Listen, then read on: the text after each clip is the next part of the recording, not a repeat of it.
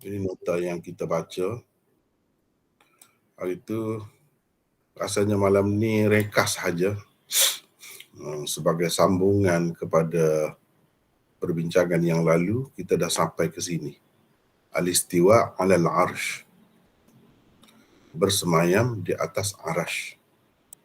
Al-istiwa alal arsh, ini tajuk yang kita buat. Jadi kata-kata Imam Abul Hasan Al-Asy'ari yang ni saja ni, yang ada bintang. Wa anna Allah subhanahu wa ta'ala ala arshihi kama qal ar-Rahmanu 'alal 'arsy istawa. Itu saja je bahagian ini. Macam sebelum ni kan.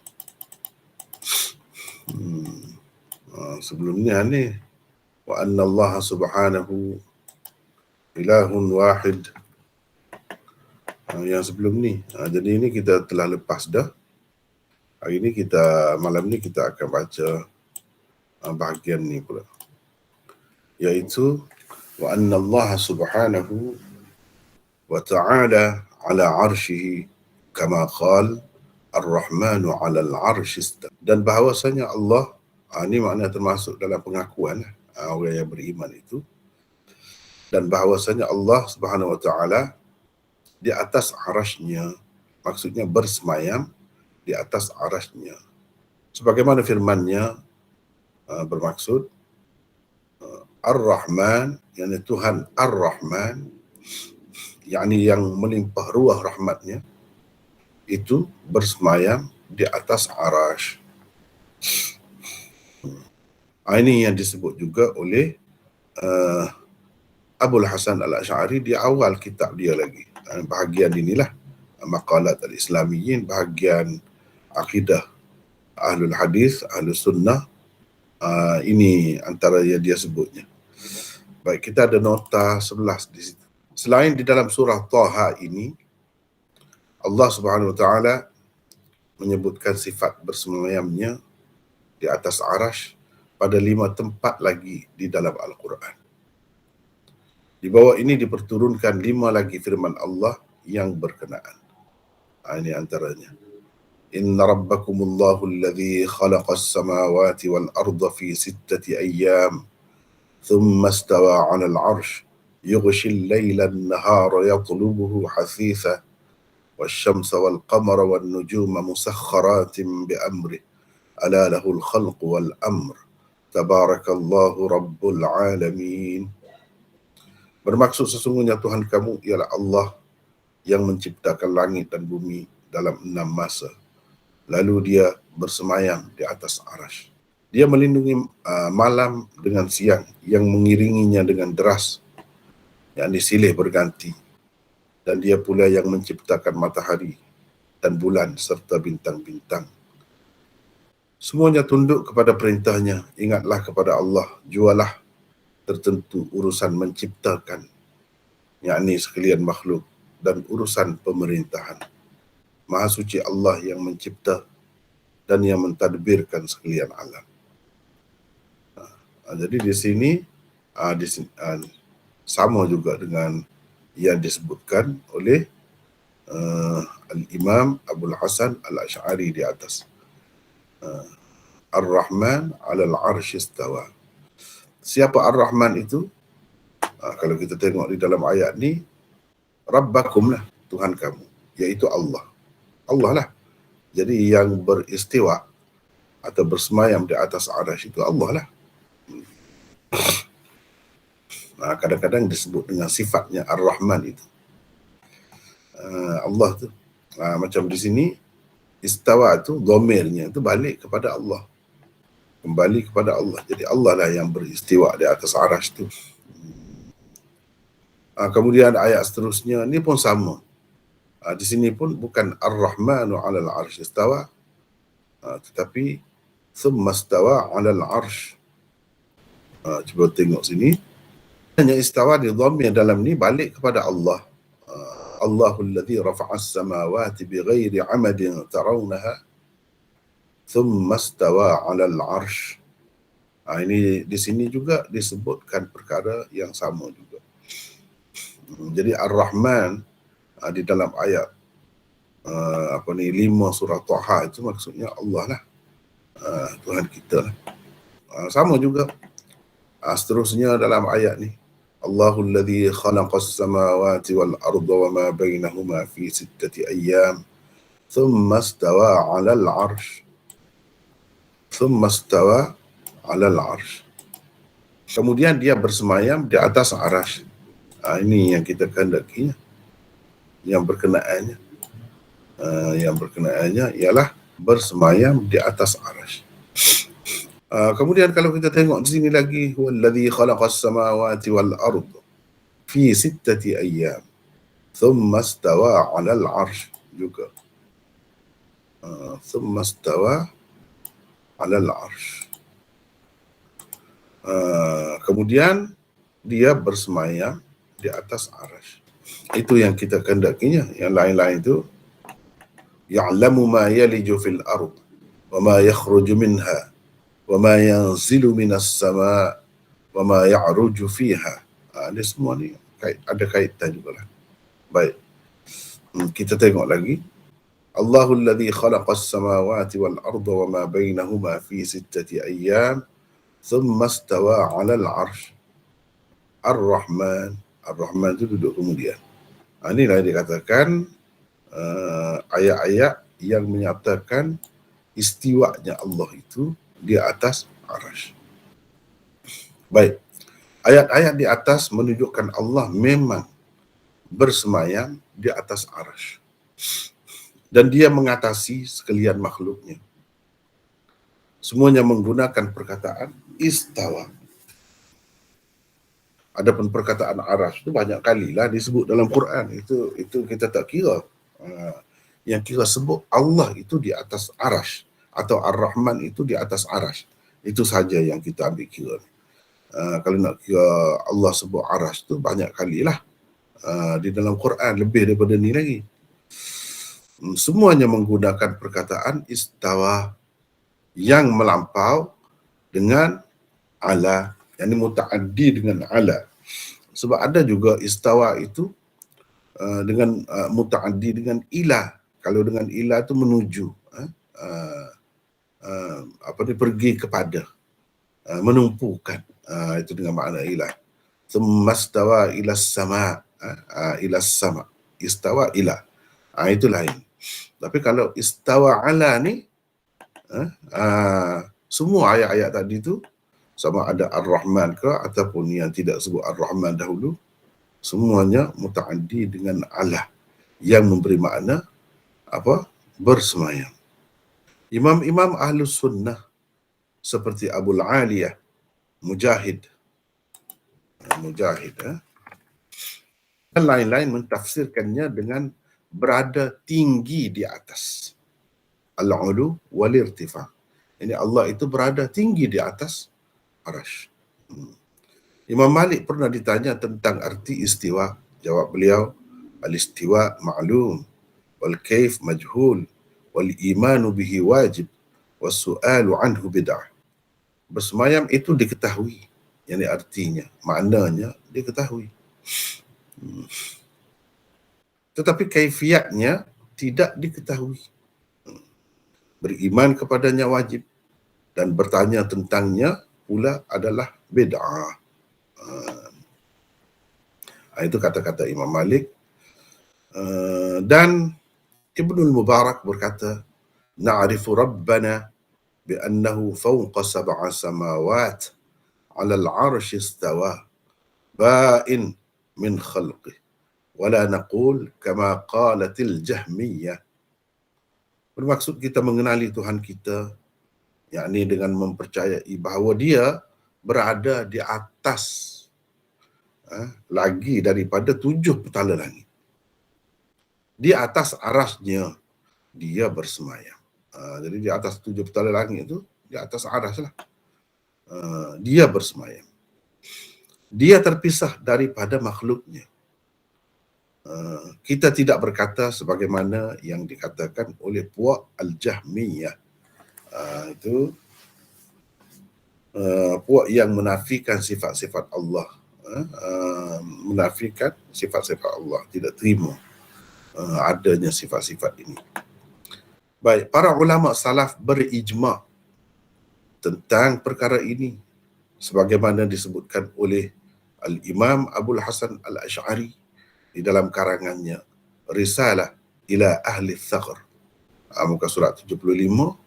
Dalam kitab tu dia sebut, kata beliau, wa ajma'u annahu fawqa samawati ala arsyih duna ardi. Mereka berijma', bukan sepakat saja, tidak, bukan ittifaq dah, ijma', bahawa dia, yakni Allah, berada di atas daripada langit-langit, di atas arasnya, bukan di bumi. Bukan di bumi. Itu kata Abul Hasan Al-Asy'ari di dalam kitabnya Risalah ila Ahli Thaqr. Baik. Oleh kerana saya dah tulis dah juga berkenaan dengan ini, saya tidak mahu masuk sinilah. Sebab itu dalam satu makalah yang berasingan, pernah suatu ketika dahulu saya pun kemuka dah benda ni, semasa dekat air paksi dahulu, selepas daripada COVID dahulu, lama dah juga. Saya dah kemuka dah, tapi saya rasa ramai di antara kita ni yang tak pernah dengar juga lagi makali, tak pernah tengok. Jadi saya bagi terus nota tu. Nota itu tajuknya di mana Allah. Jadi istawa 'alal 'arsy ini jawapan. Ar-Rahman 'alal 'arsy istawa. Di mana Allah berada? Di mana Allah itu? Di mana, kalau ataupun di mana Allah? Kita tengok jawapannya dalam Al-Quran, dalam hadis. Di mana? Setengah-setengah orang dia kata tak boleh tanya. Pertanyaan ni tak betul dah. Di mana Allah ni tak betul dah. Sebab di mana ni orang tanya benda yang ada tempat dia, sedangkan Tuhan itu tidak bertempat. Macam mana kita nak tanya begitu? Bagi kita orang-orang yang ikut cara Ahlul Hadis, Ahlus Sunnah, daripada aliran Ahlul Hadis, mudah saja. Boleh tanya ke tidak boleh tanya ke, kena ke tidak kena ke, kita tengok hadis sajalah. Tengok hadis. Jadi kalau Nabi sendiri tanya, aina Allah, di mana Allah, kenapa kita tak boleh tanya pula? Itu persoalannya. Lebih pandai kita ke daripada Nabi SAW tu?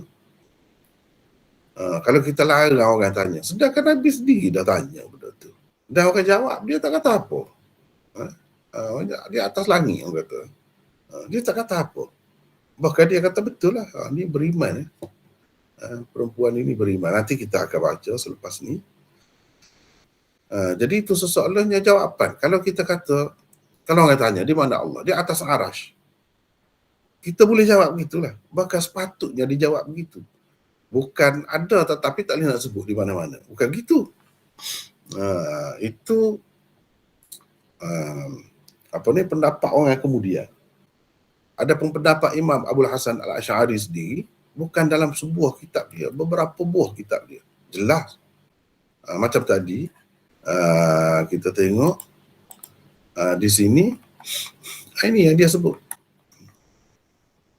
Wa anna Allah subhanahu, ni nu'min, kita beriman. Wa anna, nu'min bi anna Allah, nu'min wa nuqir bi anna Allah subhanahu wa ta'ala ala arsh. Allah subhanahu wa ta'ala itu di atas arasy, di atas arasnya, sebagaimana yang Allah firman. Dia percaya begitu. Lepas tu tadi kita baca dah di sini. Dia kata ijma' ni. Maknanya ijma' orang sebelum dia lah, umat Islam, ulama-ulama Islam. Ijma' bahawa Allah Subhanahu Wa Taala itu di atas langit lagi, di atas arah tu di atas lagi, bukan di bumi. Ini dia kata ijma' ni. Ini dia sendiri ni. Jadi kalau orang tu dakwa, kata Abul Hasan Al-Asy'ari, atau Asy'ariyah ni kata Tuhan tu tak boleh nak sebut di mana, itu tak kena tu dengan pengasas dia. Tak kena. Mari kita tengok mana yang lebih sesuai dengan Quran, dengan hadis dan pendapat salaf. Pendapat salaf. Adapun khalaf tu macam-macam ada. Khalaf tu macam-macam. Tapi kalau kita kira salaf, jelas begini. Mari kita lihat jawapannya di dalam Al-Quran. Jadi saya sebutlah. Ni satu, ni. Yang tadilah juga, lebih kurang lah. Thumma stawa 'alal 'arsy. Kemudian dia beristiwa, bersemayam di atas arasy. Mungkin peserta-peserta kita tertanya-tanya, apa makna bersemayam ni? Apa makna bersemayam ni pula? Saya pun ambil terjemahan tu di dalam kitab-kitab tafsir yang sedia ada. Kalau kita tengok dalam tafsir ataupun terjemahan lah, Quran Melayu ni memang dia terjemah begitu. Daripada dulu lagi, terjemah begitu.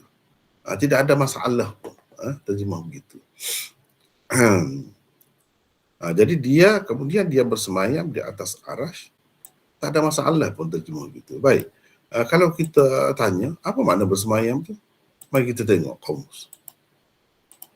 Mari kita tengok kamus. Ini kamus Dewan. Saya pilih kamus Dewan. Ini semayam. Semayam, bersemayam. Duduk. Satu makna dia. Duduk di atas takhta. Singgah sana. Itu asalnya kalau raja bersemayam, itulah maksudnya. Yang kedua makna tinggi. Berkediaman di. Atau bagi saya nak lebih senangnya, kita kata berada. Berada di atas. Begitu.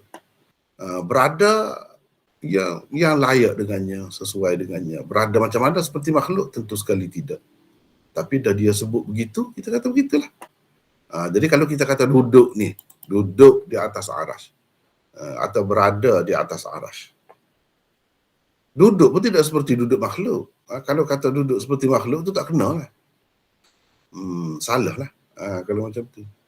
Mesti kata duduk pun, ataupun kita kata bersemayam ni bahasa sastra sikit lah.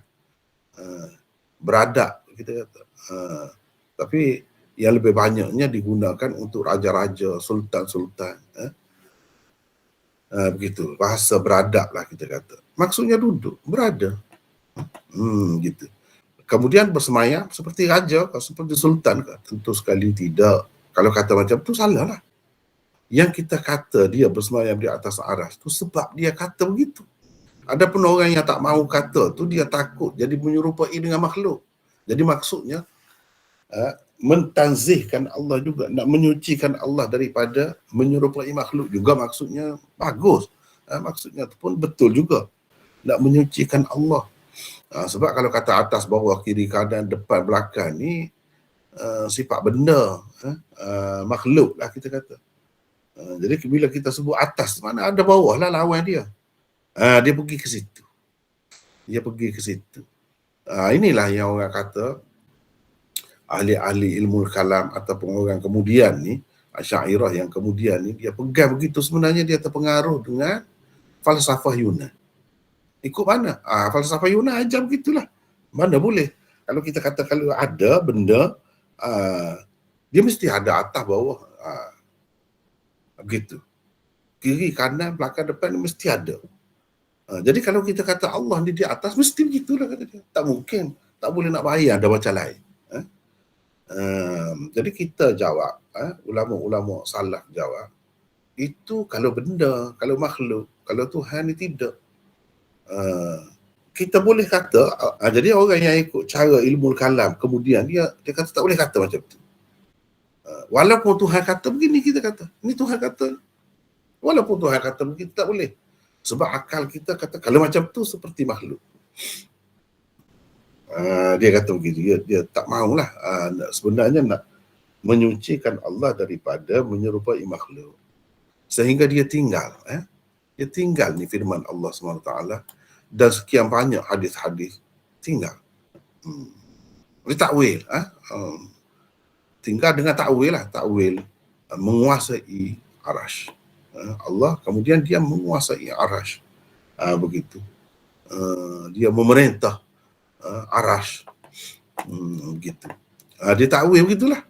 Istawa dengan makna asal dia tak boleh pakai begitu, kata dia. Jadi bagi orang-orang yang mengikut cara salaf ni, sebenarnya Abul Hasan Al-Asy'ari gitu juga. Nanti kita akan tengok, selepas ni kita akan tengok. Jadi seperti kita kata Allah mendengar, melihat. Mendengar tu kalau kita nak sekali dengar macam makhluk juga. Makhluk pun mendengar juga, melihat. Jadi kalau kita takut serupa dengan makhluk, kerana disebut mendengar, melihat juga, kita pun tak mahu guna macam tu, macam mana? Sedangkan telah diguna semua terima tu.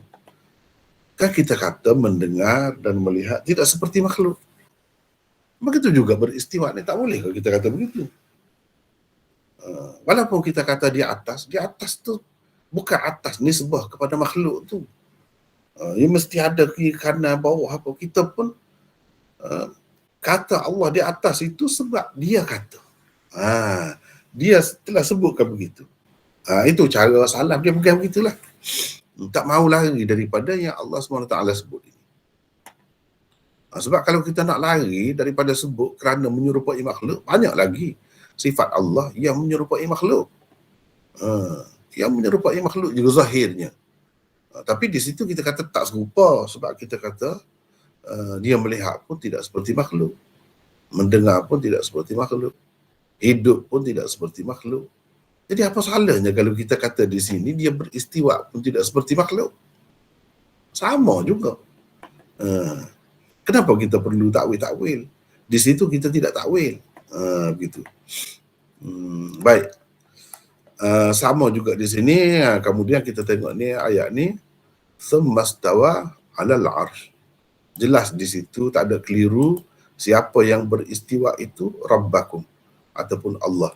Di sini yang tersebut di dalam ayat ni di permulaannya. Jelas. Itulah yang dimaksudkan. Kemudian kita tengok ayat yang ketiga sama juga. Tsummastawa 'alal 'arsy. Allah sebut begitu. Kita tak, orang salaf ni, cara salaf ni dia tak mahu mengutamakan pendapat orang lain. Orang lain kata tak boleh, kata begitu, gini-gini. Dan Allah SWT sebut. Dia perkenalkan diri dia begitu. Takkan dia perkenalkan tak kenal lagi, tak tahu tak kenal lagi. Begitu. Kemudian ini yang kita baca tadi, Imam Abul Hasan Al-Asy'ari sebut tadi. Inilah ayat ni lah. Ini ayat ni. Ar-Rahman 'alal 'arsy istawa. Di sini sebut Ar-Rahman. Kemudian di sini sama juga. Baik, itu kalau kita perhati 6, 7 ayat. Semuanya menyebutkan perkara yang sama. Yang ke-8. Baik, kalau kita kata mungkin kita kata tak boleh kita sebut atas. Nanti kita tengok dulu. Lepas ni kita tahulah apa ulama-ulama dahulu kata.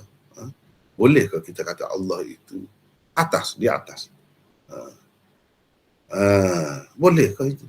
Apakah dengan sebab kita kata begitu berarti kita menyerupakan Allah dengan makhluk terus begitu? Nanti kita akan tengok dulu. Lepas satu-satu. Baik, seterusnya ayat yang sebenarnya saya kemukakan ini sebahagian saja. Banyak sangat lagi. Di dalam Quran, sangat banyak ayat-ayat yang menunjukkan begini. Yang menunjukkan Allah itu memang di atas. Cuma kalau di atas apa? Di atas aras lah. Banyak yang menunjukkan begitu. Kalau kita tak percaya begitu, bermakna kita kena tolak ayat-ayat ni. Sekian banyak. Contohnya, ni kan. Ilaihi yas'adul kalimut tayyib. Sesiapa yang mahukan kemuliaan, maka hendaklah dia berusaha mencarinya dengan jalan mematuhi perintah Allah. Kerana bagi Allah jualah segala kemuliaan. Kepada Allah lah naiknya segala perkataan yang baik. Dan amal yang soleh pula diangkatnya naik. Cuba kita perhati ni. Kepada Allah lah naik. Apa makna naik? Naiknya segala perkataan yang baik. Tidakkah bermakna Allah itu di atas? Bila kata naik ni, tak pernah dalam ayat Quran mana-mana pun dia kata turun. Turun kepada Allah. Tak pernah. Kalau naik kepada Allah banyak. Ilaihi ni, hi ni Allah lah. Yas'adu ni naik. Tak boleh gila tu. Nak terjemah macam mana? Ni terjemahan. Ni lah biasalah yang kita pakai tempat kita ni, pimpinan Ar-Rahman. Macam ni lah juga. Macam ni kita ambil situ lah. Wal amalus salihu yarfa'u. Dan amal soleh itu Allah angkatkan. Jadi angkat ni ke atas. Ke bawah tu ada dia sebut. Ke bawah. Kitabun anzalnahu ilaika. Kitab yang kami turunkan kepadamu. Ada dia kata. Al-Quran itu Allah turunkan. Bermakna dia di mana? Kalau dia menurunkan. Dia di mana? Di bawah ke di atas? Tentu kita kata di atas lah. Itu makna menurunkan. Jadi banyaklah ayat-ayat seumpama itu kalau kita perhati dalam Quran menunjukkan memang Allah itu di atas. Yang tepatnya di atas arash. Sebab bila kata di atas arash tu sekalian segala-galanya makhluk ni di bawah. Dia di atas. Baik. Yang ke-9. Kalau kita tengok ni ta'rujul malaikatu war-ruhu ilaihi fi yaumin kana miqdaruhu 50,000 sanah. Cuba tengok ni. Malaikat-malaikat dan Jibril naik menghadap kepadanya. Ni cuba kita tengok sini. Ni cerita malaikat dan Jibril naik tu kepadanya lah. Nya tu siapa? Allah lah. Jadi macam mana kita nak nafi Allah itu di atas? Setelah adanya begini banyak ayat-ayat ini. Tak pernah kata malaikat turun untuk pergi menghadap Allah. Tak pernah. Yang adanya naik. Macam di dalam ayat ni. Jadi ini semua menunjukkan Allah itu di atas. Tepatlah kalau kata Allah tu di atas arash. Arash tu di atas langit. Mana arah tu paling atas. Tepat itu. Sebab apa? Kalau kita tengok sini malaikat dan Jibril naik. Ta'ruju, Mi'raj. Mi'raj tu mana naik lah. Naik ke langit. Bukan turun. Mi'raj. Isra' Mi'raj tu kita kata. Jadi ta'ruju ni kata yang sama. Naik. Yudabbirul amra minas sama'i ilal ard. Thumma ya'ruju ilaihi. Sama juga lebih kurang tadi. Ya'ruju ilaihi. Ini yang nak. Yang kita nak. Dia mengatur urusan dari langit ke bumi. Yudabbirul amr minas sama'i ilal ard. Dia mengaturkan urusan dari langit hingga ke bumi. Bermula daripada mana? Dari langit. Dia di mana? Dia di langit. Jadi mula di situ. Dari langit ke bumi. Itu maksudnya. Mengatur urusan dari langit ke bumi. Kemudian ia, yang urusan itu naik kepadanya. Ya'ruju ilaih. Naik kepadanya, yang kepada Allah tu lah. Yang ke-11. Yakhafuna rabbahum min fawqihim. Wa yaf'aluna ma yu'marun. Para malaikat itu takut kepada Tuhan mereka yang di atas mereka. Yang ni yang berada di atas mereka. Min fawqihim. Tak pernah kata takut kepada Tuhan yang di bawah mereka. Tak pernah. Tapi kalau ayat-ayat macam ni banyak. Para malaikat itu takut kepada Tuhan mereka. Tuhan mereka. Min fawqihim. Yang berada di atas mereka.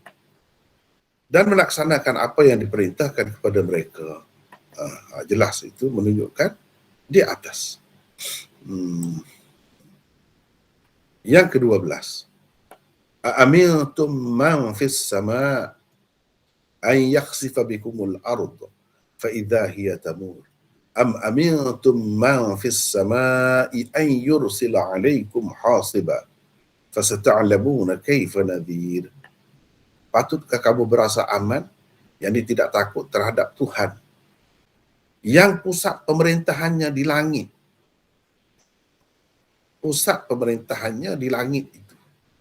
Ini kita ambil terjemahan pimpinan Ar-Rahman, pimpinan Ar-Rahman. Dia terjemah begitu.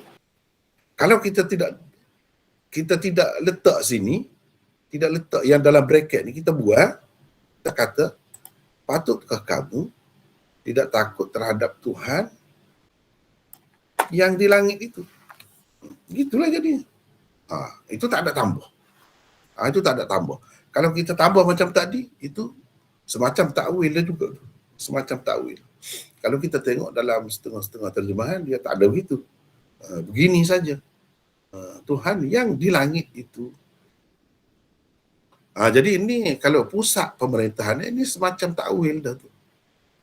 Sebab itu dia letak dalam bracket, bukan ada dalam perkataan asal. Kalau perkataan asal, sekadar yang ada dalam asal, beginilah, terhadap Allah yang di langit. Betul ke tidak? Betul juga begitu. Itulah yang asalnya. Tanpa takwil. Tanpa takwil. Baik, ini kita tengok di dalam ayat Al-Quran. Banyak lagi. Banyak lagi. Cuma saya ambil 12 saja. Sedozin. Kalau nak banyak lagi. Adanya. Semuanya menunjukkan Allah itu di atas. Lebih tepatnya di atas arasnya. Itu yang lebih tepat. Sekarang, baik. Mari pula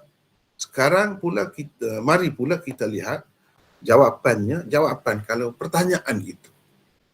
Di mana Allah?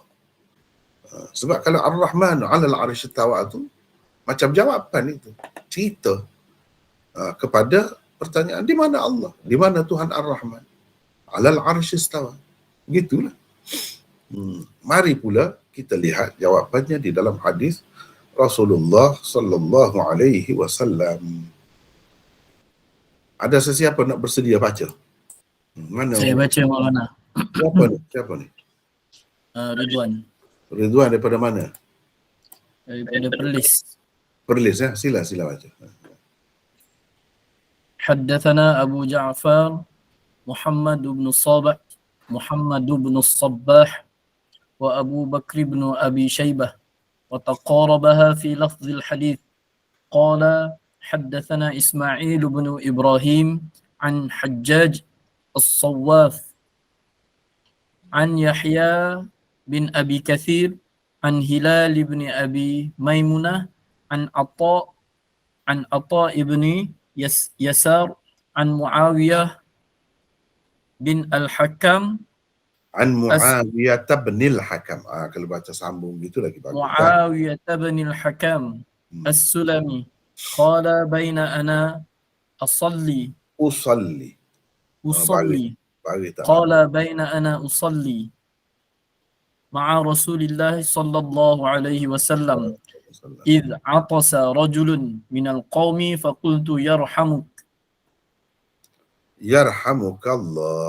يرحمك الله فرماني القوم بأبصارهم فقلت وثقل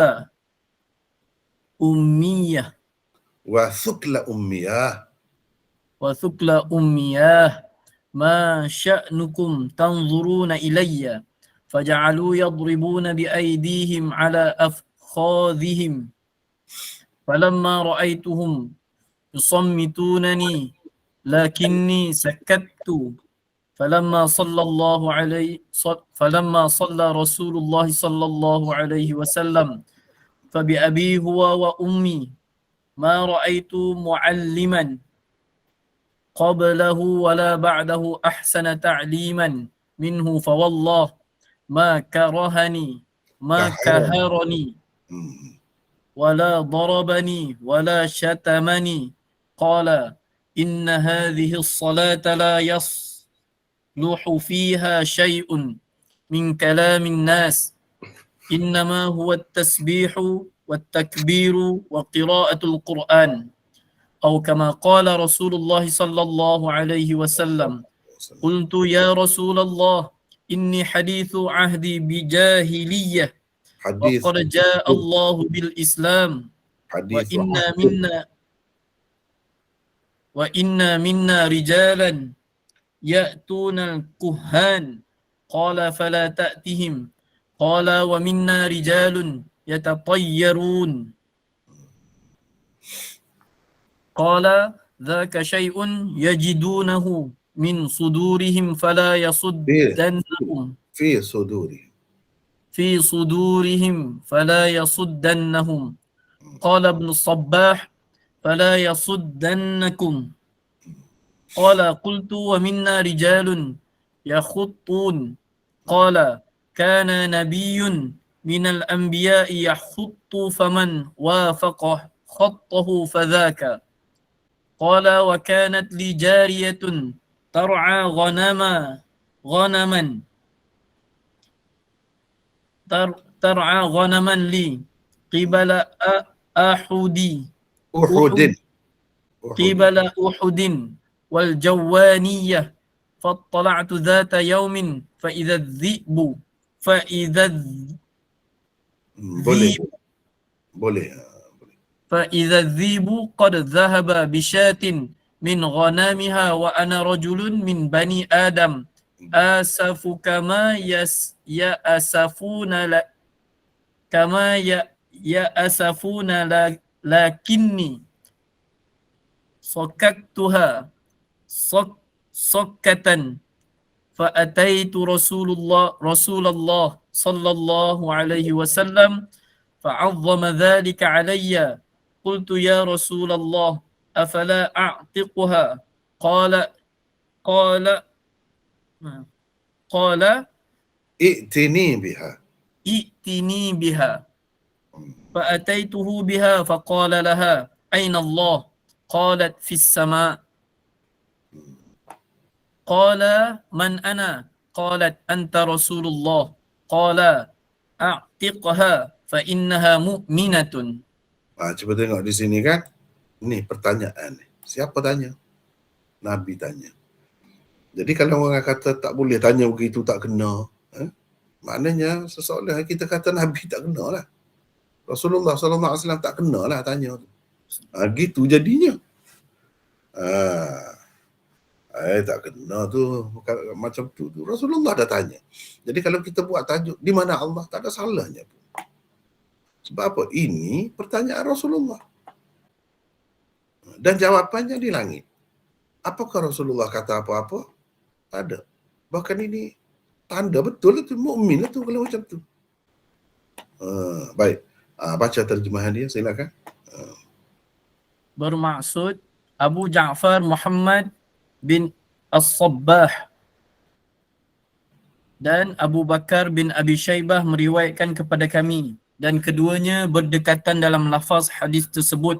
Keduanya berkata Ismail bin Ibrahim meriwayatkan kepada kami daripada Hajjaj As-Sawwaf, daripada Yahya bin Abi Kathir, daripada Hilal bin Abi Maimunah, daripada Atha bin Yasar, daripada Muawiyah bin Al-Hakam As-Sulami.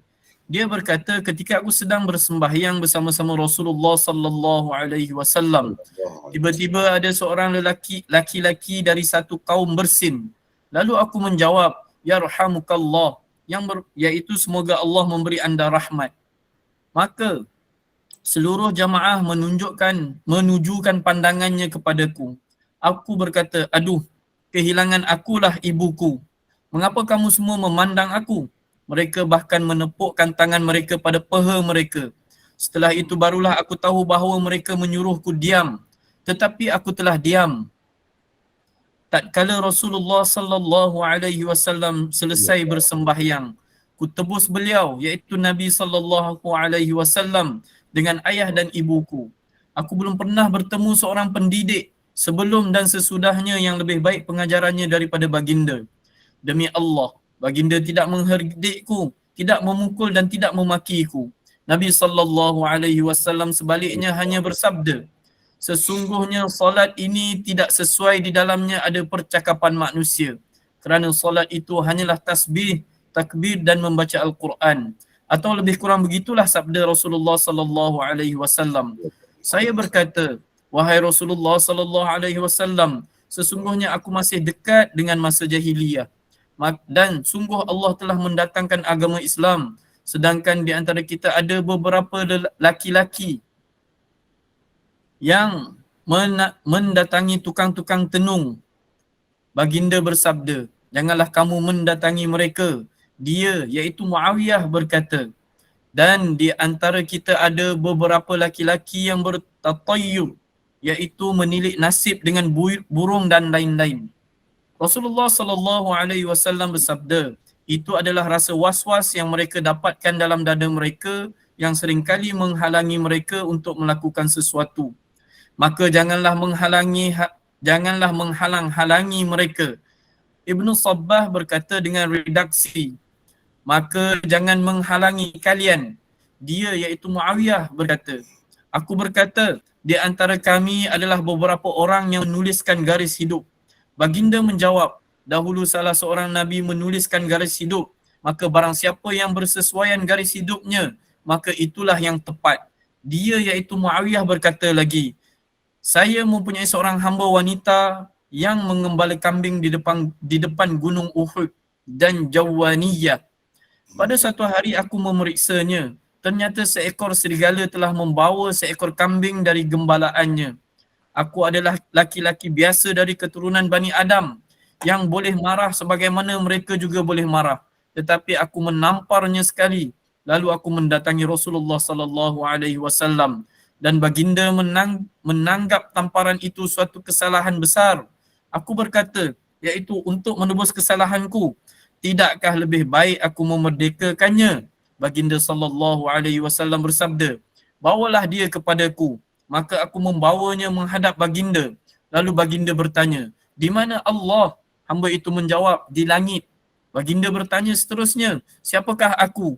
Dia menjawab, kamu adalah utusan Allah. Rasulullah sallallahu alaihi wasallam pun bersabda, bebaskanlah dia kerana dia seorang wanita mukminah. Hadis riwayat Muslim. Jadi itulah, hadis itu agak panjang juga, tetapi kesimpulannya begitulah. Yang bertanya di mana tu, menggunakan perkataan di mana tu Nabi SAW. Setengah orang tu dia kata ini kalau nak masuk Islam, dia ajarlah mengucap. Ini tidak mengucap. Kenapa Nabi tidak minta dia mengucap? Sebab sudah disebut dah dia tu Islam. Jadi nak apa mengucapnya? Tanya benda lain lah. Tanya benda lain lah. Yang memberi arti yang sama, pengetahuan yang lebih lagi ada pada dia tu. Menunjukkan pengetahuan yang lebih lagi ada pada dia. Sekadar itulah. Dan ini adalah riwayat yang dalam bab ni lah antara yang paling sahih lah. Antara yang paling sahih. Bukan dalam cuma kita sebut di sini Muslim sahaja, bukan dalam Muslim sahaja. Berpuluh-puluh kitab ada sebut riwayat ini. Dengan lafaz lebih kurang begini lah. Dengan lafaz ni. Jadi tidak salah pun. Kalau kita tanya di mana Allah. Dan kalau kita sebut di langit. Sebab apa? Rasulullah SAW telah takrir dah. Takrir, membenarkan wanita itu.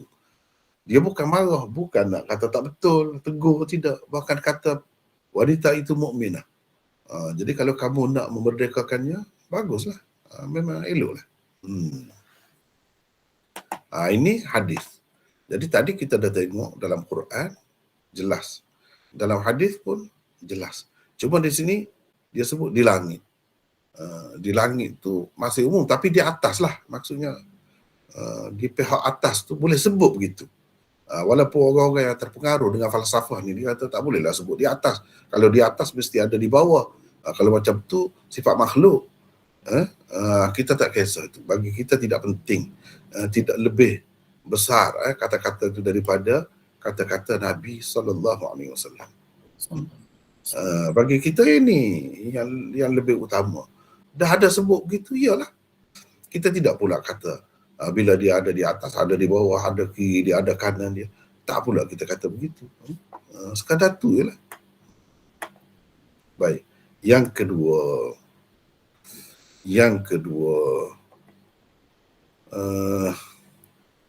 kalau boleh orang lain pula lah. Tak penat sangat kan. Tadi siapa Ridwan baca. Orang lain siapa nak baca pula silakan. Kita berkongsi gila-gila. Ni yang ni pula. Tengok hadis. Kita nak tengok hadis. Assalamualaikum.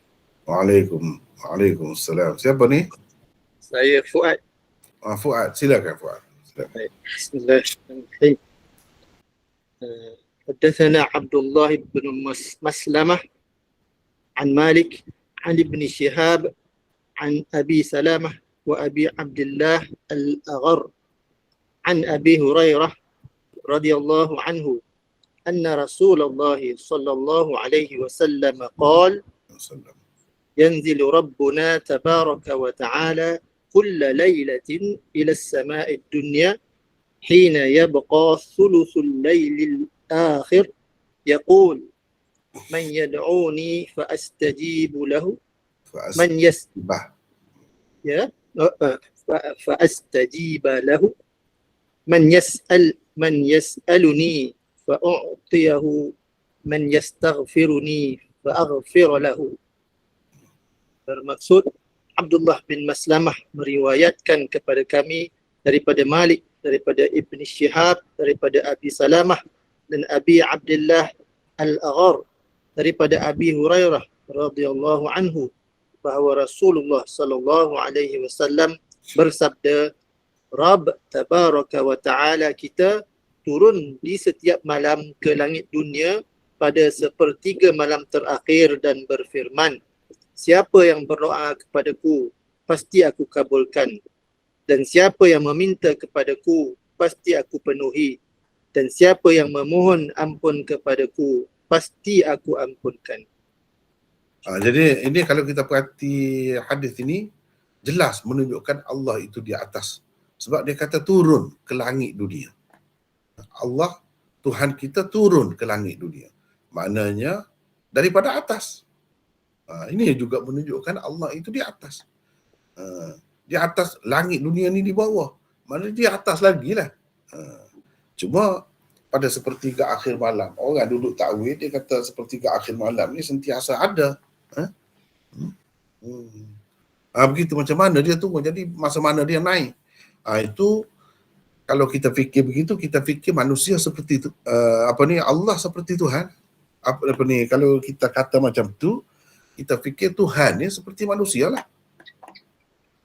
Allah itu seperti manusia lah. Kalau dah dia tu maha kuasa, dia tu segala-galanya, dia boleh buat lah. Seperti mana dia boleh ambil nyawa sejuta orang dalam satu masa, boleh. Di tempat-tempat yang berbeza, boleh. Ini pun boleh, apa salahnya? Masa yang berlainan.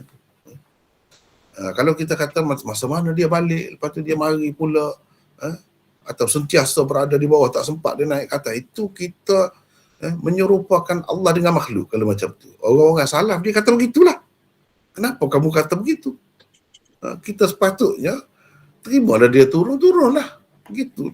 Seperti ke akhir macam mana kita tak tahu. Dia maha kuasa.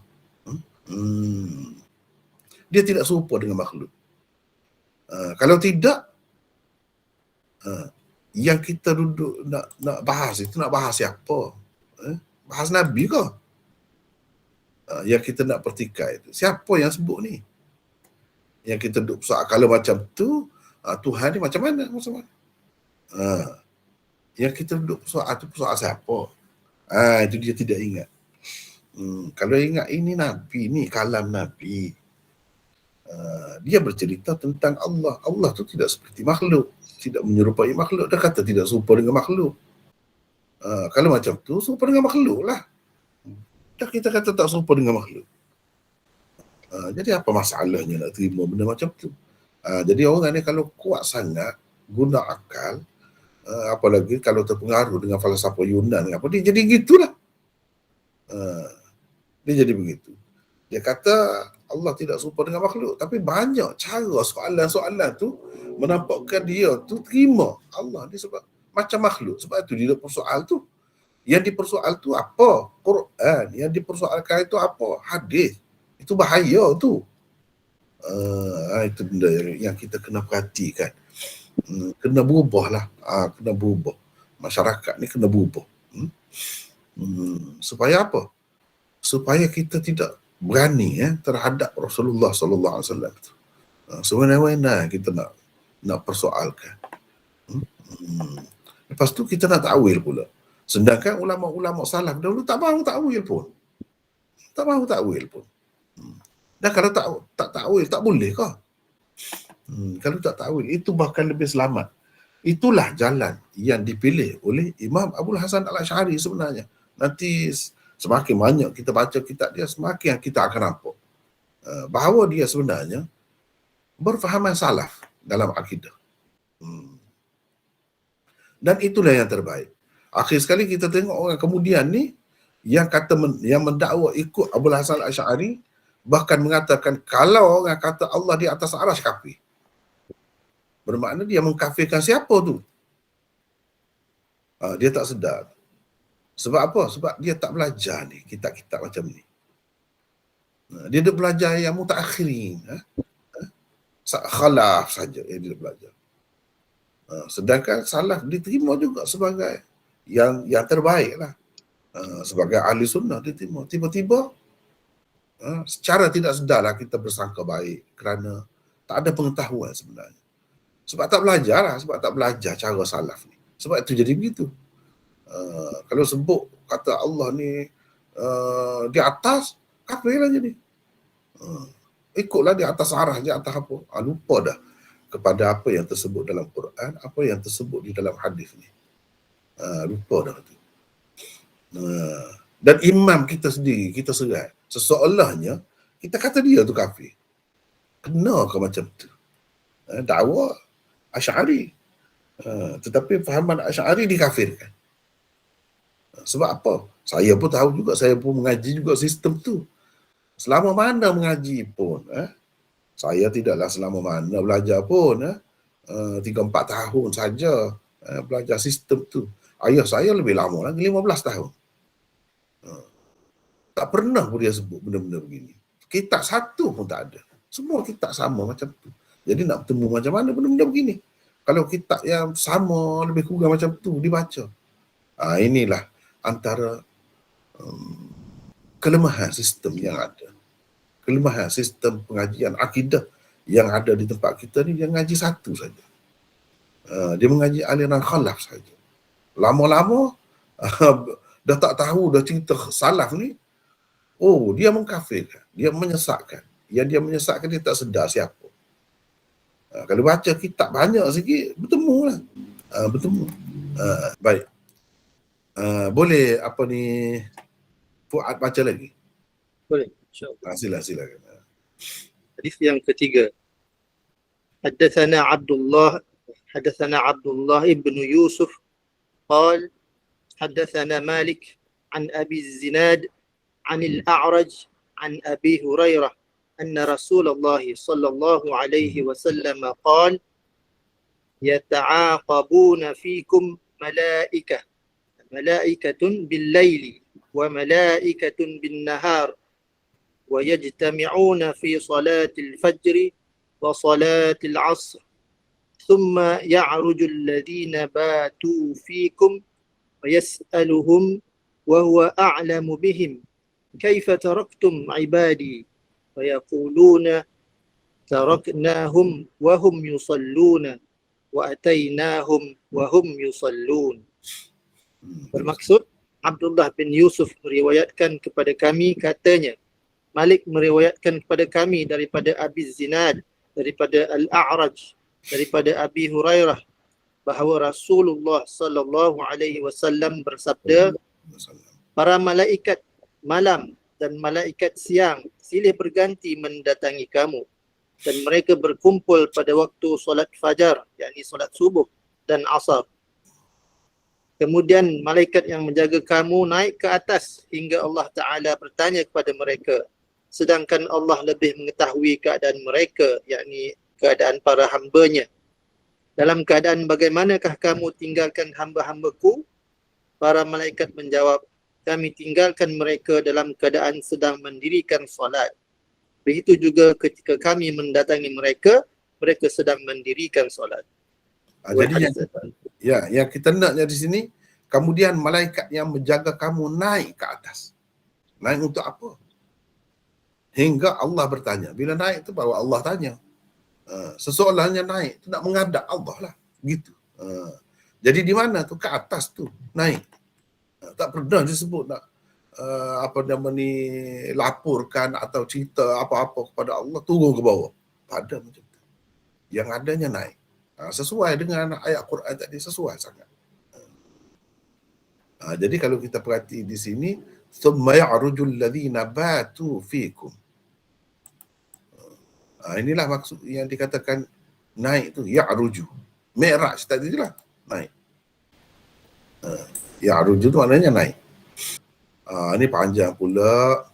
Saya rasa masa pun tidak mengizinkan.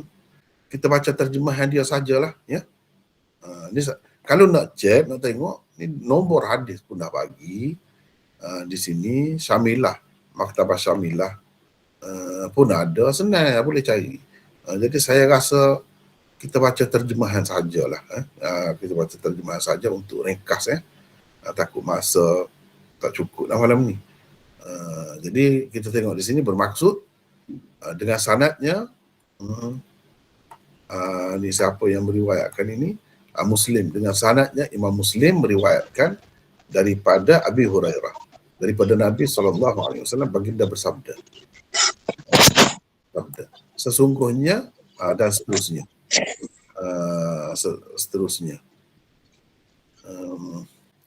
Boleh Fuad baca lagi, satu lagi? Boleh, insyaAllah. Baca terjemahan saja.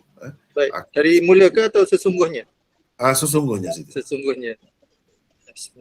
Baginda bersabda, sesungguhnya Allah Tabaraka wa Ta'ala mempunyai beberapa malaikat yang terus berkeliling mencari majlis zikir.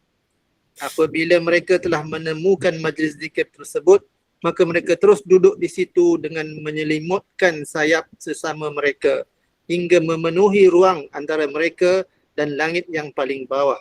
Apabila majlis zikir itu telah selesai, maka mereka juga berpisah dan naik ke langit. Kemudian Rasulullah meneruskan sabdanya.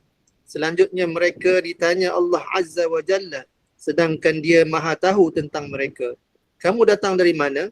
Mereka menjawab, kami datang dari sisi hamba-hambamu di bumi yang selalu hamba-hambamu di bumi yang selalu bertasbih, bertakbir, bertahmid dan memohon kepadamu ya Allah. Lalu Allah bertanya, apa yang mereka minta? Maka malaikat menjawab, mereka memohon syurgamu. Allah bertanya lagi, apakah mereka pernah melihat syurgaku? Maka malaikat menjawab, belum. Mereka belum pernah melihatnya, ya Allah. Allah berkata, bagaimana kalau mereka pernah melihat syurgaku? Para malaikat berkata, mereka juga memohon perlindungan kepadamu. Allah bertanya balik, dari apa mereka meminta perlindungan kepadaku? Para malaikat menjawab, mereka meminta perlindungan kepadamu dari nerakamu, ya Allah. Allah bertanya lagi, apakah mereka pernah melihat nerakaku? Para malaikat menjawab, belum. Mereka belum pernah melihat nerakamu, ya Allah. Allah seterusnya berkata, bagaimana kalau mereka pernah melihat nerakaku? Para malaikat berkata, ya Allah, mereka juga memohon ampun, beristighfar kepadamu. Maka Allah menjawab, ketahuilah hai para malaikatku, sesungguhnya aku telah mengampuni mereka, memberikan apa yang mereka minta dan melindungi mereka dari neraka. Para malaikat berkata, ya Allah, di dalam majlis mereka itu ada seorang hamba yang berdosa dan kebetulan hanya lewat lalu duduk bersama mereka. Maka Allah menjawab, ketahuilah bahawa sesungguhnya aku mengampuni orang itu. Sesungguhnya mereka itu adalah satu kaum yang teman duduknya pun tidak akan celaka kerana mereka. Hadis riwayat Muslim juzuk 8. Jadi kalau kita nak cuba tengok di sini, tempat yang saya garis ni. Apabila majlis zikir itu selesai, maka mereka juga berpisah dan naik ke langit. Naik ke langit untuk apa? Kemudian Rasulullah SAW meneruskan sabdanya, selanjutnya mereka ditanya oleh Allah. Setelah naik itulah, Allah tanya, tidakkah ini semua menunjukkan Allah itu di atas? Itu persoalannya.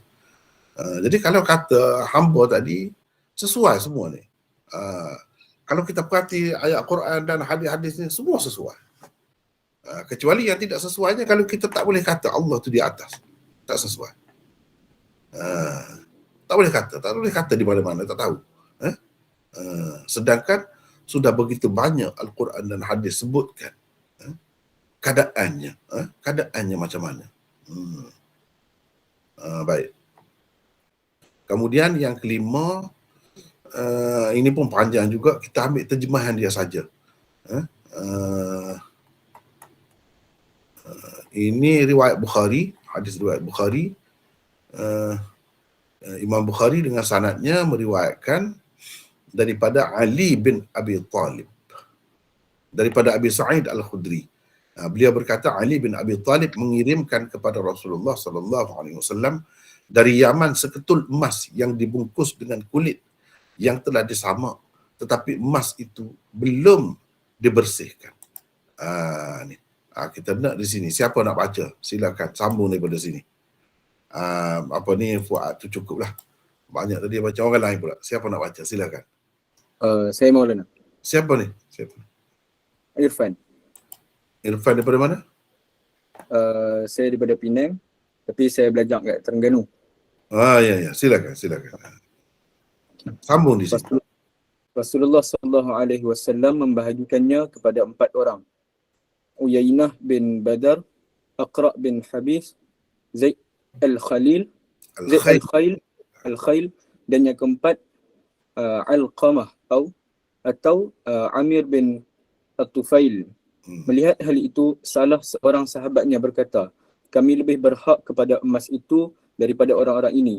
Ketika khabar itu didengar Rasulullah SAW, Baginda SAW bersabda, tidakkah kamu mempercayaiku padahal aku adalah orang yang dipercayai Tuhan yang berada di langit. Aku menerima khabar dari langit pada waktu pagi dan petang. Tiba-tiba seorang laki-laki dengan mata cekung, tulang pipi cembung, dahi menonjol, berjanggut tebal, berkepala gundul dan kain tersingsing berdiri lalu berkata, Ya Rasulullah, takutlah kepada Allah. Nabi SAW bersabda, celaka kamu, bukankah di muka bumi ini akulah yang paling takut kepada Allah? Orang itu berpaling pergi. Khalid bin Walid berkata, Ya Rasulullah, izinkan aku memenggal lehernya. Nabi SAW bersabda, jangan, boleh jadi ia bersembahyang. Khalid berkata, berapa ramai orang yang bersembahyang mengucapkan dengan lidahnya apa yang tiada di dalam hatinya. Rasulullah SAW bersabda, aku diperintahkan untuk menyelidiki Aku tidak diperintahkan untuk menyelidiki hati seseorang atau mengetahui isi perutnya.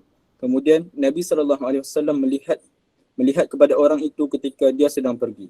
Lalu bersabda, sesungguhnya dari keturunannya akan muncul suatu kaum yang membaca kitabullah dengan lunak sekali, tetapi tidak melepasi tenggorokannya. Mereka akan terkeluar dari agama sebagaimana terkeluarnya anak panah dari mangsanya.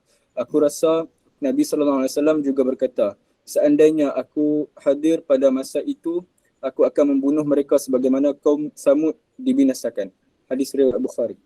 Yang kita nak di sini, cuba tengok di sini.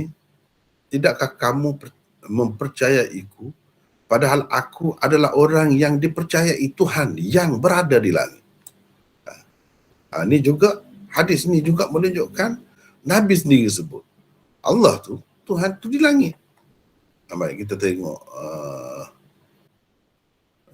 ni.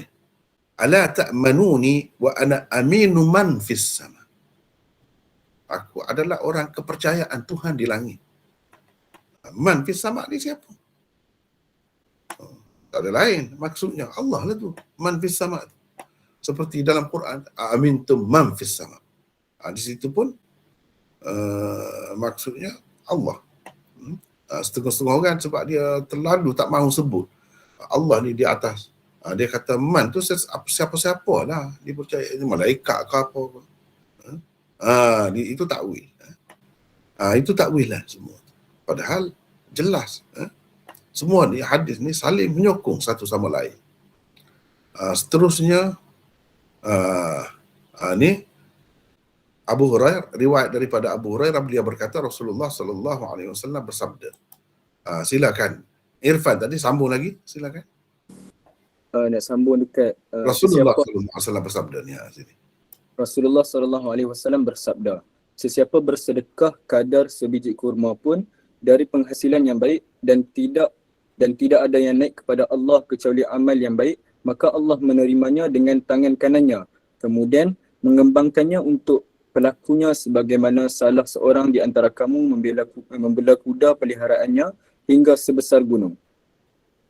Dan hadis ini diriwayatkan oleh Warqa daripada Abdullah bin Dinar, daripada Sa'id bin Yasar, daripada Abi Hurairah, daripada Nabi SAW dengan redaksi. Dan tidak ada yang naik kepada Allah kecuali yang baik. Maknanya dua saluran riwayat ni menyebutkan perkara yang sama. Tidak ada yang naik kepada Allah. Jadi Allah di mana? Tak boleh jawab lagi. Dalam keadaan adanya ni, tidak ada yang naik kepada Allah. Allah di mana? Di bawah ke di atas? Semua ni menunjukkan Allah itu di atas.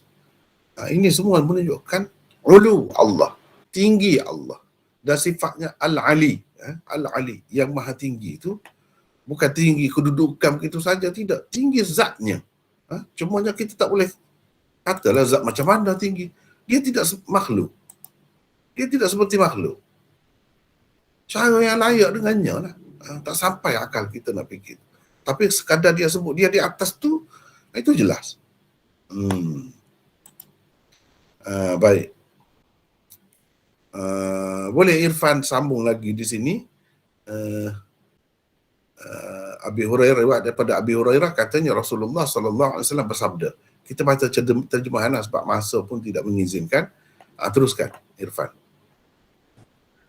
Rasulullah SAW bersabda, demi zat yang jiwaku berada di tangannya, tidaklah seorang suami mengajak isterinya ke ranjang atau bersenggama untuk bersenggama sedangkan dia enggan, melainkan Tuhan yang berada di langit murka kepadanya sehingga suaminya memaafkannya.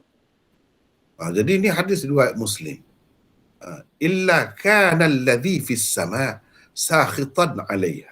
Kecuali Tuhan yang di langit itu murka kepadanya. Ini kita nak tahu yang macam mana lagi. Yang di langit itu malaikat. Alladhi itu jamak, alladzina ke atau alladhi, kana ke kanu. Kalau kanu tu bolehlah kita kata malaikat. Ini kana. Alladhi bukan alladzina. Jadi jelas. Sakhitan. Ini mufrad ni. Mufrad. Bukan sakhitin. Bukan. Jadi jelas ini semua ni menunjukkan Allah memang di atas. Memang di langit. Di atas lagi daripada langit. Kalau kata di langit pun maksudnya sebelah atas lah maksudnya. Gitu. Tak jadi masalah kita kata begitu pun. Tidak seperti sekarang ni orang-orang yang mendakwa ikut Abu Hasan Al-Asy'ari, sehingga orang kata begitu dia kata sesat. Dia kata kafir. Ini semua kerana tak baca hadis-hadis ni lah. Tak perhati. Seterusnya yang ke-8, ini bukti yang ke-8, kita tengok terjemahan dia. Imam dengan sanadnya Imam Tirmizi ni, riwayat Tirmizi daripada Abdullah bin Amr. Beliau berkata Rasulullah SAW bersabda. Rasulullah SAW bersabda. Siapa nak baca di sini? Cukuplah. Ridwan tu orang lain pula. Silakan. Siapa nak baca? Silakan cepat-cepat masa kita nak habis. Sedangkan ada banyak lagi ni. Siapa nak baca pula? Silakan. Saya baca Maulana. Siapa ni? Saya Rohaizan, saya Putrajaya. Ya, silakan. Rasulullah SAW bersabda, orang-orang yang mengasihani akan dikasihani Ar-Rahman. Kasihanilah orang yang berada di bumi, nescaya yang berada di langit akan mengasihani. Lafaz Ar-Rahim, Rahim atau kasih sayang itu diambil dari lafaz Ar-Rahman. Atau barang siapa yang menyambung tali silaturahim, nescaya Allah akan menyambungnya, iaitu dengan rahmatnya. Dan barang siapa yang memutuskan tali silaturahim, maka Allah akan memutuskannya dari rahmatnya. Berkata Abu Isa, ini adalah hadis Hasan sahih. Hadis riwayat At-Tirmizi. Okey. Jadi Seterusnya, ni bukti yang ke-9.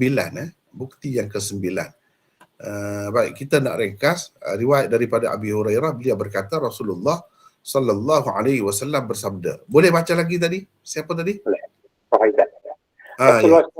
Rasulullah sallallahu alaihi wasallam bersabda, ketika Allah menetapkan penciptaan makhluk, dia menulis di dalam kitabnya yang berada di sisinya di atas arasy yang isinya, sesungguhnya rahmatku mengalahkan kemurkaan. Hadis riwayat. Jadi ini jelas disebut ni. Tulis dalam kitabnya yang berada di sisinya di atas arasy. Jadi dia tu di atas arasy. Jelas sebut di sini. Seterusnya yang ke-10.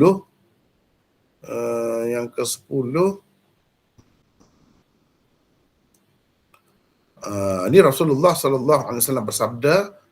Teruskan, siapa tadi baca tadi? Saya tak jelas nama. Faizat. Rasulullah sallallahu silakan. Rasulullah sallallahu alaihi wasallam bersabda, sesiapa beriman kepada Allah dan Rasulnya, mendirikan solat, berpuasa bulan Ramadan, maka sudah pasti Allah akan memasukkannya ke dalam syurga. Sama ada dia berjihad di jalan Allah atau dia hanya tinggal di tempat di mana dia dilahirkan.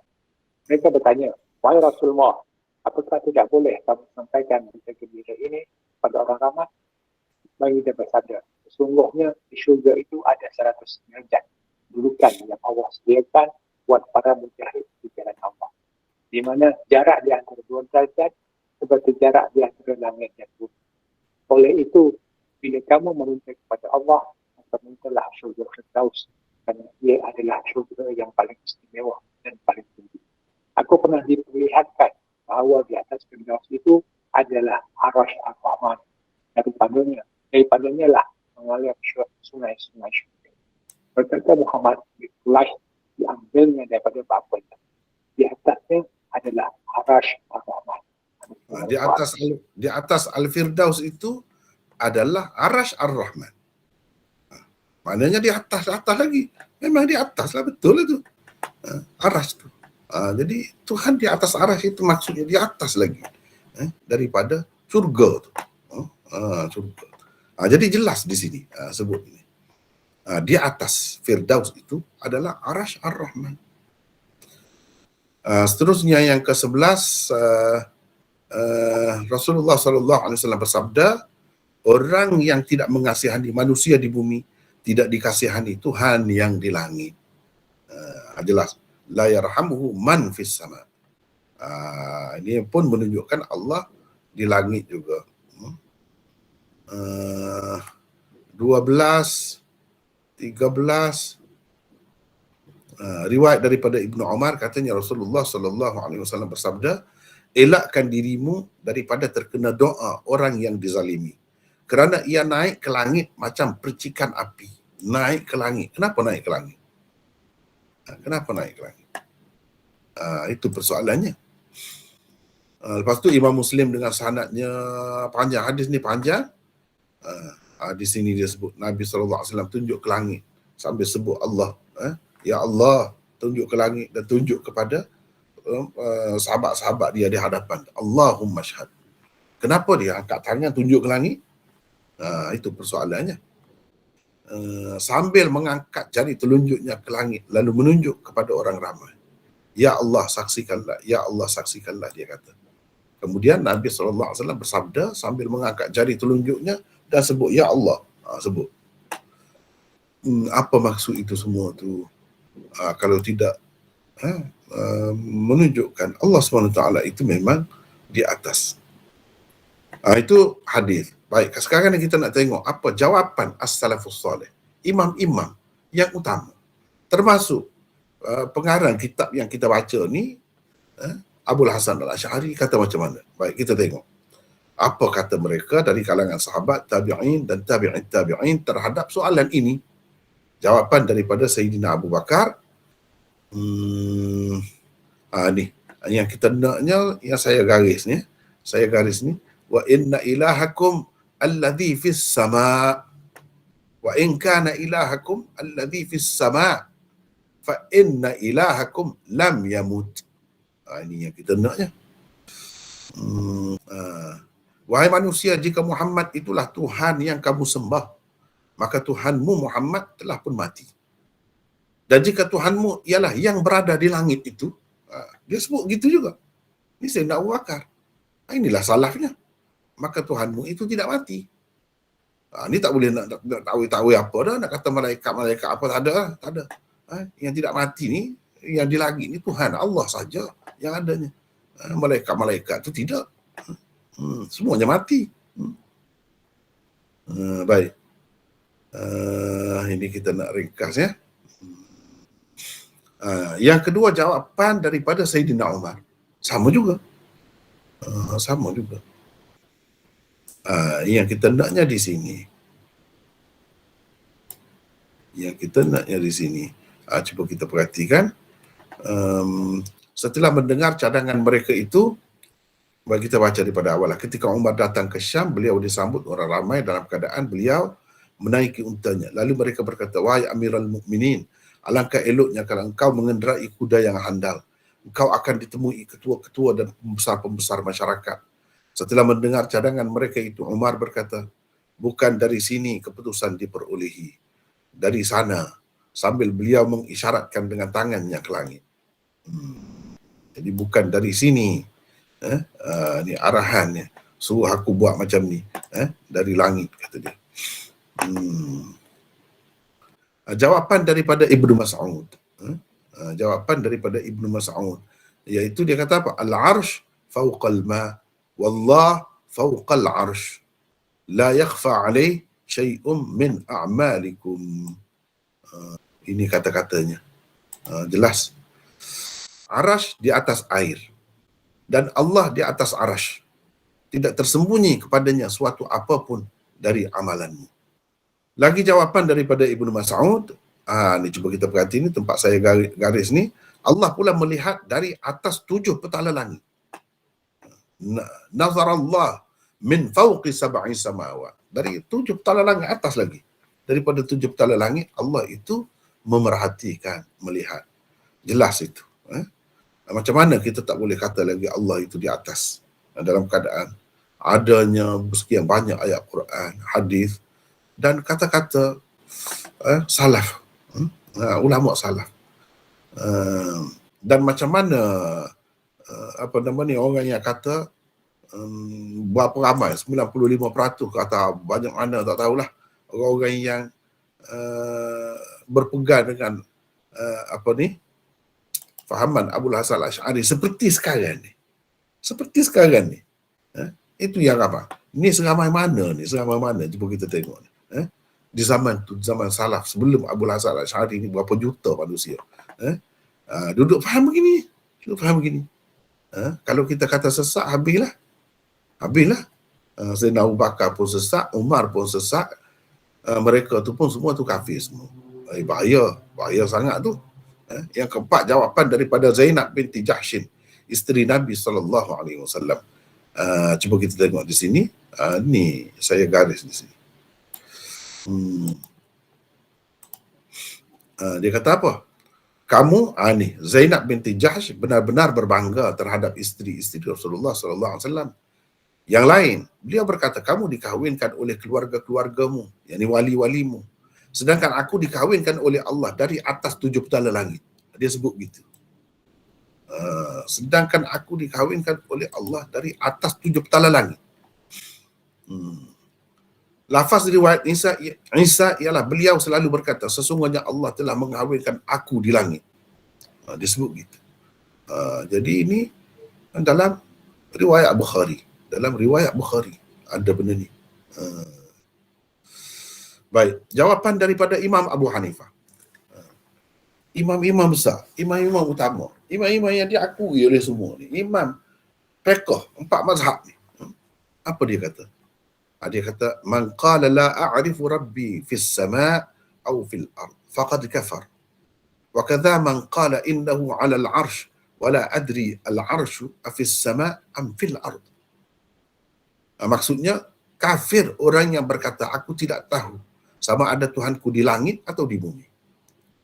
Demikian juga orang yang berkata, sesungguhnya dia di atas arash. tetapi aku tidak tahu arash itu di langit ke atau di bumi. Maknanya dalam keadaan jelas ada dalam Quran itu begitu. Masih tak tahu lagi. Kalau kata begitu, kafir, kata Imam Abu Hanifah. Bukannya orang yang kata Allah di langit itu yang jadi kafirnya, orang yang tidak percaya begitu tu mengikut Imam Abu Hanifahnya kafirnya. Tidak kata Allah tu di atas arash, dan arash tu di atas lagi daripada langit. Itu yang kafirnya. Yang keenam, jawapan daripada Imam Malik. Apa dia kata? Allah fis sama wa ilmuhu fi kulli makan. La yakhlu min ilmihi makan. Allah di langit dan ilmunya di semua tempat. Tidak kosong daripada ilmunya satu pun tempat. Ni kita bagi rujukan ni, semua ni ada. Disebut di dalam kitab-kitab ni. Ini kata Imam Malik. Jelas. Jadi macam mana orang kata tak boleh kita kata Allah di langitnya? Kalau kata Allah di langit, kafir. Sebab menyerupakan dengan Allah dengan makhluk. Jadi Imam Malik ni dia tak erti ke? Dia tak erti ke kata begitu tu? Lepas tu yang kafir tadi, siapa yang kafir tadi? Sebab tu kena berhati-hati sikit. Sebab itu yang saya mengambil inisiatif nak mengajar. Orang kata ikut dakwah, ikut Imam Abu Hasan Al-Asy'ari. Sebenarnya jauh daripada Abu Hasan Al-Asy'ari sendiri. Secara senyap-senyap, sebenarnya kalau kita perhati, dia kafir ke Abu Hasan Al-Asy'ari. Macam mana kita dakwa dia, kita ikut dia, sedangkan kita kafirkan dia secara senyap-senyap. Imam Malik sangat marah apabila ditanya tentang firman Allah Ar-Rahman 'alal 'arsy istawa. Jadi ini yang tadi kita dah sebut dah tadi sedikit. Cuma rujukan lebih banyak saya berikan di sini. Cuba tengok, ada semua ni cerita benda ni. Setengah orang dia pertikaikan, Imam Malik tak kata pun begini. Banyak begini ni. Dalam kitab-kitab ni tak kata lagi ke? Ni rujukan ni sampai begini banyak. Jadi semua bohong ke? Sebab tak mahu terima, saya nak tahu tadilah. Dah jadi masalah dah pula. Kalau kita kata Allah istiwa macam mana? Imam Malik kata istiwa tu maklum. Makna dia seperti kita kata mendengar. Maklum, mendengar ni apa maksud dia. Tapi kaifiat, bersemayam Allah tu tak tahu. Sebab dia tidak seperti makhluk.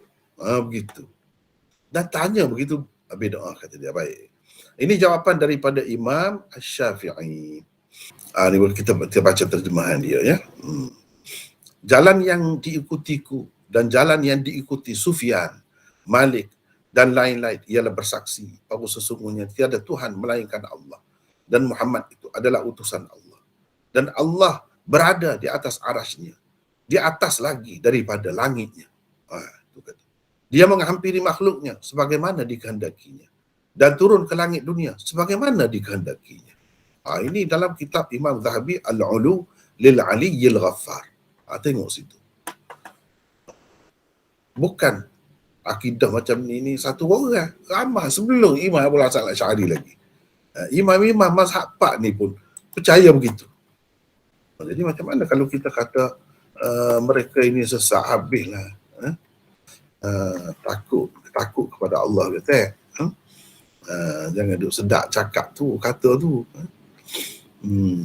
Tuju kepada orang, tuduh orang begini-begini tak sedar. Sebab kita tak baca kitab sebenarnya, duk baca kitab yang sama.